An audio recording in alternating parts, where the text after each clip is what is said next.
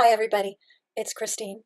I'm in transit on the way back to India, and I'm stopped over currently in New York, so I'm coming to you live from my daughter's bedroom in Brooklyn.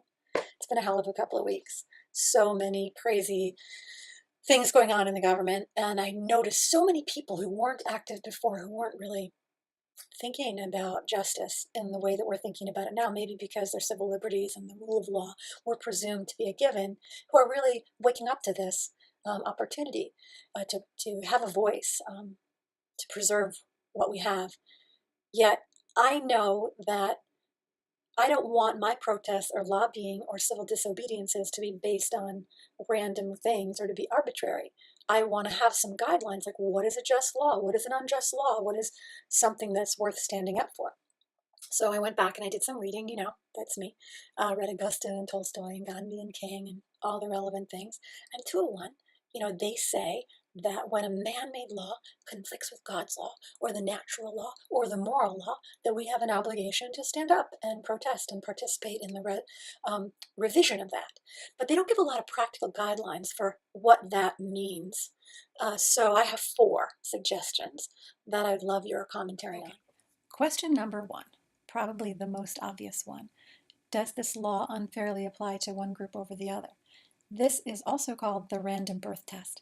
If I were born in any other body, a different color body or gendered body or origin, would I still think this law was fair? And if the answer to that is no, then it's probably an unjust law worth resisting. The second question, does this law respect the sovereignty of my adult personhood, or does it degrade my freedom and choice? Now, this one can be very subtle because there are a lot of attempts to coerce or compel or manipulate individuals by withholding information. So withholding information is just as much of a coercion as deliberately attempting to stop someone from doing an act when that act has no direct harm to anyone else. The third question, does this law preserve a special protection or encode an advantage for one group? And the fourth question is, does this law create an obligation or disadvantage in some way a group that has no franchise or no voice? And that could be something like the earth, as my friend Emery Lawton Meadows says, anything that puts human greed and profit above the ecosystems which support us all.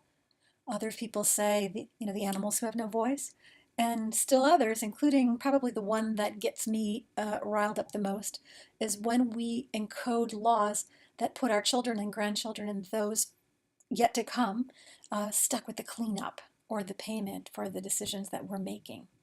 So those 4 things for me are good tests as to whether or not I choose to activate on behalf of an issue or something. So some people in power are wonderful. They're public servants. They're really suited to the job of policy or organizing and getting things done, and God knows we need them. Yet others get into positions of power and they strive for personal or financial gain or feel in a misguided way that they would like to control or impose their worldview on the others around them. When that happens, we can't sit back. There have been enough horrors throughout history for us to know that by now.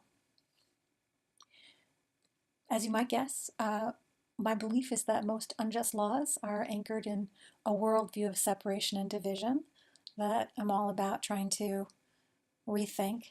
So I talk a lot about that in my book and in the next book, which is on the way. Many of the religions have gotten it right all along. Love your neighbor as yourself. Of course, you have to love yourself first. Do unto others as you'd have done unto you. And do no harm. We are a deeply interconnected organism. No one is acting alone. We're all acting on each other all the time. And by standing up in the face of unjust, temporary decisions, delusions by people in power, we can help bend the bow toward a world that works for everybody. So thank you very much, and I'll talk to you next from India.